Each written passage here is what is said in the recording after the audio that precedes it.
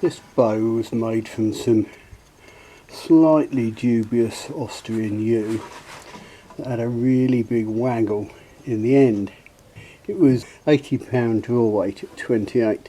It sheared off at the tip and the crack goes from about there to about here, and it's where the grain has a real swirl. It broke diagonally across here, but the crack had sort of splinters in it such that as I pushed it back together it would interlock quite nicely.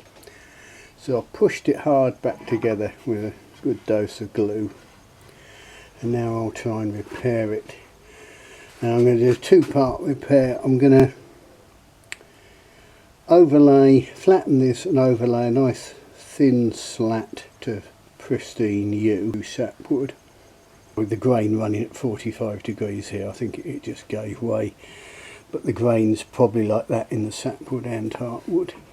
So we get some nice straight sapwood on there, and then to try and get over the fact that the grain runs at 45 degrees here, I'll either chisel or route or saw out a groove down the middle here, maybe, I don't know, 3/16 of an inch wide, and lay in a nice sort of slat edgewise on, nice slat of straight grained, probably yew, but I could go for something like bamboo or something, but it'll have to follow the curve.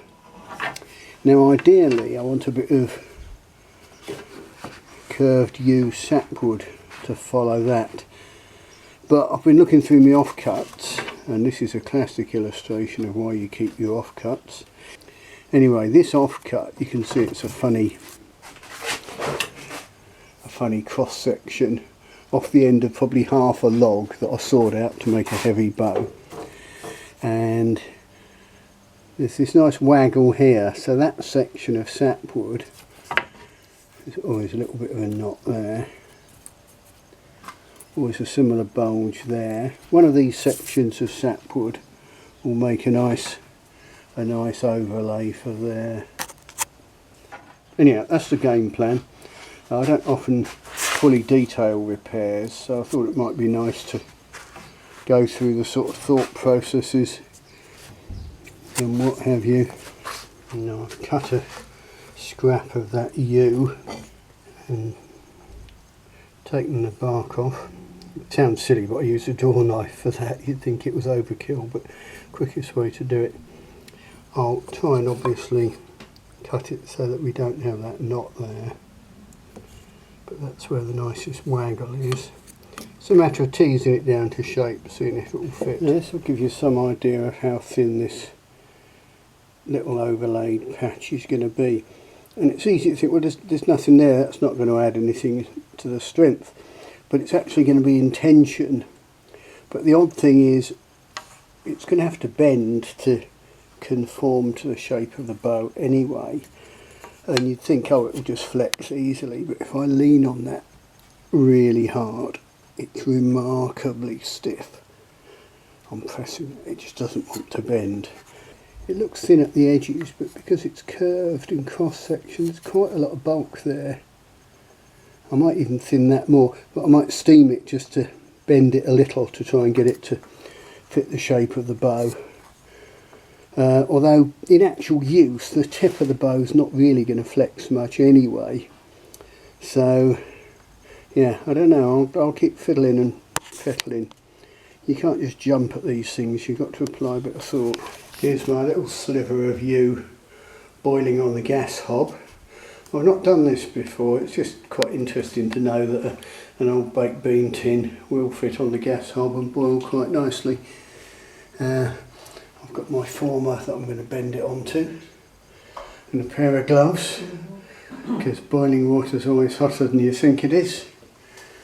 It shouldn't take long to soften that up. I could have done it with dry heat, but it might have made it slightly brittle. This is all just a bit of fun, really.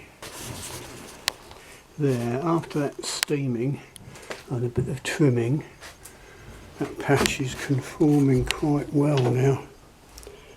Got a bit of overhang on this side, and a little bit of that knot showing, but that'll disappear. I may flatten it a tiny bit more on the belt sander, but we're looking pretty good actually. So here's the patch after the rubber strappings come off. And you can see that's looking quite nice.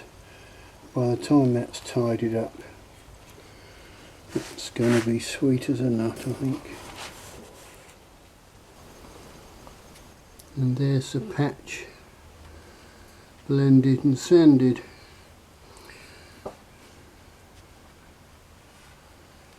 So what it needs now is, for the other half of the repair, I've chiselled out a curved groove. I started off with this tiny little chisel made from a ground down needle file, and then cleaned it up slightly larger with this. It's a warding file, a square section one that's been ground at the sides, or ground all round to make it into a chisel to give a nice even groove. It's hard work starting, especially on a curved surface with swirly grain, but once you've got the groove started you can progress in a normal manner, you know, like you would chiselling out a mortise, or is it a tenon? It's a mortise, isn't it? That's it. Using a little mallet, go bang, bang, bang, bang, bang, and then turning around and bang, bang, bang the other way, chiselling it out. Then to fit into that, I've got a nice little slat of yew, fine grained stuff, fairly straight grain, and I steam bent it over a little former, and then gradually tapered it so it's a bit like a cork fitting into a bottle. So I shall glue that in and strap it in really hard, and that should complete the repair.